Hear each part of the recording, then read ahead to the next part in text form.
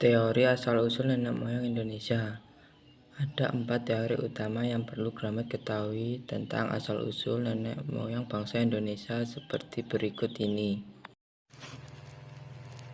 1. Teori Yunan. Teori Yunan ini mengungkapkan asal-usul nenek moyang Indonesia berasal dari wilayah Tiongkok, tepatnya daerah Yunan. Nenek moyang bangsa Indonesia dipercaya telah meninggalkan wilayah Yunan di sekitar hulu Sungai Salwen dan Sungai Mekong dengan memiliki tanah yang subur. Diperkirakan karena bencana alam dan serangan suku bangsa lain, maka mereka mulai bergerak untuk berpindah. Nenek moyang bangsa Indonesia memiliki kebudayaan kelautan yang sangat baik, yakni sebagai penemu model asli perahu bercabik yang menjadi ciri khas kapal-kapal bangsa Indonesia saat itu. Penduduk Austronesia yang masih termasuk dalam wilayah Kepulauan Nusantara ini kemudian menetap dan akhirnya disebut bangsa Melayu Indonesia. Orang-orang inilah yang menjadi nenek moyang langsung dari bangsa Indonesia sekarang. Para ahli yang sepakat dengan teori ini antara lain J.R. Logan, R.H. Geber, J.H. Ceker, dan J.R. Foster. Dasar utama teori Yunan adalah ditemukannya kapak tua di wilayah Nusantara yang memiliki ciri khas yang sama dengan kapak tua di wilayah Asia Tenggara. Penemuan tersebut menandakan adanya proses migrasi manusia di wilayah Asia Tenggara, kepulauan di Nusantara. Adanya migrasi manusia tersebut disebabkan karena faktor terdesak oleh bangsa yang lebih kuat. Berdasarkan peristiwa tersebut, teori Yunan menandakan ada 3 gelombang kedatangan tersebut, antara lain Proto-Melayu, Deutero-Melayu, dan Melanosoid.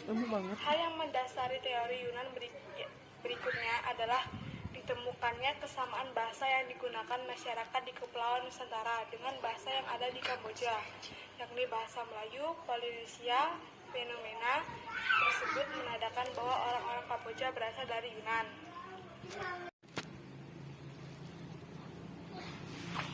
Dengan cara menyusuri Sungai Mekong, arus migrasi atau perpindahan tersebut kemudian diteruskan saat sebagian mereka melanjutkan pergerakan tersebut sampai ke wilayah kepulauan di Nusantara. Jadi kesamaan bahasa Melayu dengan bahasa Cham di Kamboja menandakan adanya hubungan dengan dataran Yunan. Teori Yunan juga didukung oleh ahli dalam negara bernama Muhammad Ali yang menyatakan bahwa teori asal-usul nenek moyang Indonesia adalah manusia yang berasal dari Yunan. Hal tersebut didasari oleh adanya dugaan perpindahan atau migrasi orang-orang di daerah Mongol ke selatan karena terdesak dengan bangsa-bangsa lain, terutama bangsa yang lebih kuat atau berkuasa. 3 gelombang perpindahan atau migrasi dalam teori Yunan dijelaskan lebih detail seperti berikut ini. A. Proto-Melayu. Proto-Melayu atau Melayu tua adalah orang-orang Austronesia yang berasal dari Asia yang pertama kali datang di Kepulauan Nusantara.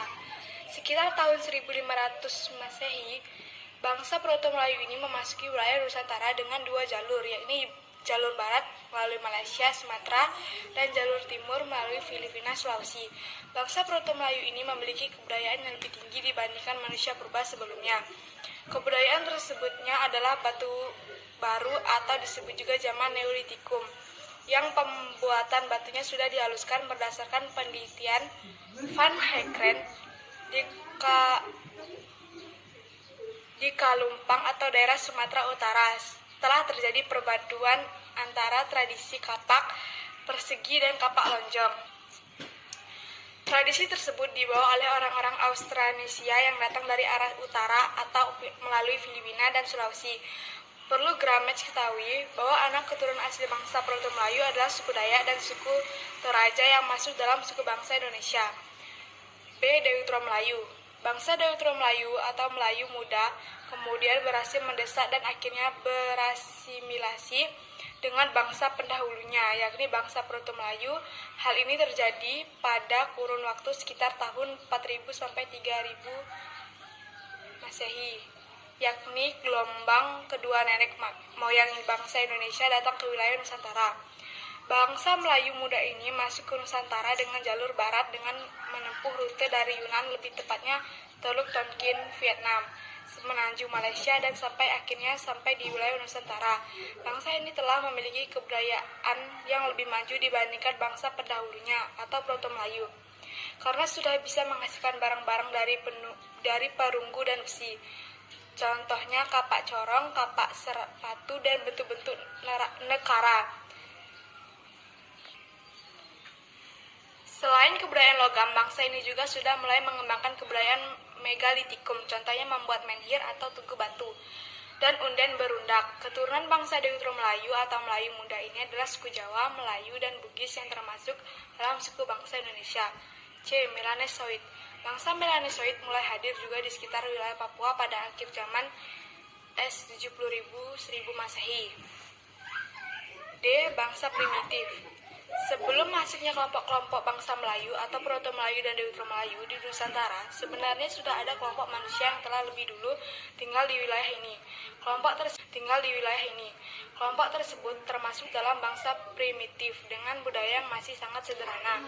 Berikut ini rincian penjelasan tentang bangsa primitif di Nusantara. Manusia Pleistosen atau Purba. Manusia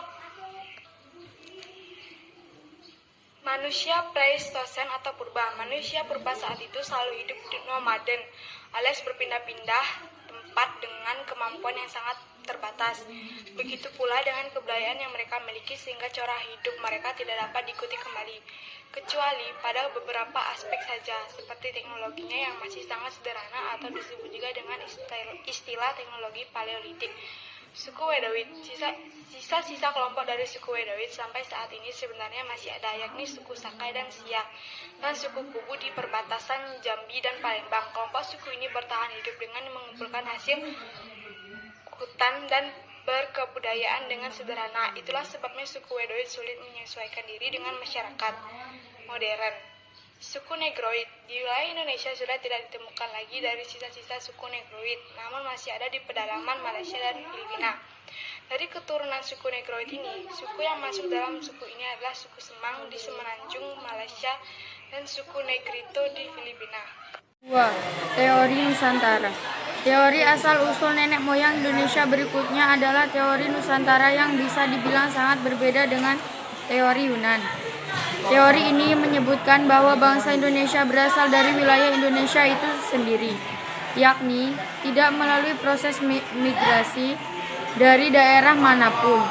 Teori Nusantara ini didukung oleh para ahli antara lain Groys, Craft, J. Crawford, Sultan Takdir Ali Jabana, dan Muhammad Yamin.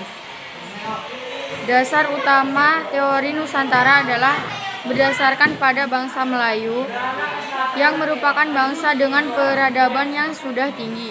Anggapan tersebut didasari pada hipotesis bahwa bangsa Melayu telah melewati proses perkembangan budaya sebelumnya di wilayahnya. Jadi kesimpulannya, bangsa Melayu asli di Nusantara yang akhirnya tumbuh dan berkembang dengan sendirinya tanpa adanya kesimpulannya. Bangsa Melayu asli di Nusantara akhirnya tumbuh dan berkembang dengan sendirinya tanpa adanya perpindahan ke suatu wilayah tersebut. Teori Nusantara juga didukung dengan bahasa Kamboja karena sebuah kebetulan. Kemudian, penemuan Homo soloensis dan Homo wanjakensis di Pulau Jawa menjadi penanda bahwa keturunan bangsa Melayu memiliki kompetensi berasal dari Jawa. Berdasarkan perbedaan bahasa, hal tersebut terjadi karena bahasa bangsa Austronesia mengalami perkembangan daerah Nusantara tersebut dengan bahasa yang telah berkembang di wilayah Asia Tengah, yakni bahasa Indo dan Eropa. 3. Teori on of Africa. Teori on of Africa adalah teori asal-usul nenek moyang Indonesia yang lebih berbeda dari versi teori-teori sebelumnya.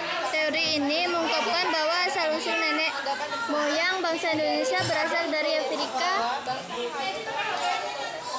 Anggapan ini berdasarkan pada kajian ilmu genetika lewat penelitian DNA, mitokondria, gen perempuan dan gen laki-laki. Mereka kemudian dimigrasi dari Afrika hingga ke wilayah Australia yang sudah mendekati wilayah Nusantara. Teori ini kemudian mengungkapkan bahwa bangsa Afrika bermigrasi atau melakukan perpindahan menuju barat sekitar 50 sampai 70 tahun yang lalu. Pada sekitar tahun itu, bumi sedang memasuki akhir dari zaman glasial, yakni ketika permukaan air laut menjadi lebih dangkal karena air masih berbentuk gletser. Pada masa itu memang memungkinkan manusia untuk menyeberangi lautan hanya dengan menggunakan perahu sederhana. Perbedaan bangsa Afrika ke Asia kemudian terpecah menjadi beberapa kelompok. Ada kelompok yang tinggal sementara di bagian wilayah timur, tengah atau Asia Barat Daya, dan ada kelompok lain yang bermigrasi dengan menyusuri pantai semenanjung Arab menuju India, Asia Timur, Australia, termasuk Indonesia. Fenomena tersebut diperkuat dengan penemuan fosil laki-laki di bagian wilayah Lakemingo. Selain itu, ada dua jalur yang diperkirakan menjadi wilayah yang ditempuh oleh bangsa Afrika di masa itu, yakni jalur untuk menuju lambah Sungai Nil. Wilayah tersebut melintasi semenanjung Sinai, kemudian ke bagian utara melewati Arab, Levant, dan jalur yang juga melewati Laut Merah. Selanjutnya, teori out of Taiwan. Teori asal-usul nenek moyang Indonesia ini hampir serupa dengan teori sebelumnya. Teori out of Taiwan mengungkapkan bahwa asal-usul bangsa Indonesia adalah berasal dari Kepulauan Formosa atau wilayah Taiwan. Teori ini merupakan didukung oleh ahli bernama Harry Truman Simanjuntak yang berasal dari argumen dan teori ini. Dasar utama dari teori out of Taiwan yang pertama adalah tidak adanya pola genetika yang sama antara kromosom manusia bangsa Indonesia dengan manusia dari bangsa Tiongkok. Masih berdasarkan teori ini, bahasa yang digunakan dan diperkembangkan di Nusantara adalah bahasa yang termasuk dalam rumpun bahasa Austronesia. Bahasa rumpun Austronesia ini digunakan oleh para leluhur bangsa Indonesia, terutama yang menetapkan di Pulau Formosa. Jadi dari segi bahasa sudah jelas bahwa orang-orang Nusantara mengadopsi budaya Austronesia dan mengembangkan hingga menjadi bangsa Indonesia seperti saat ini.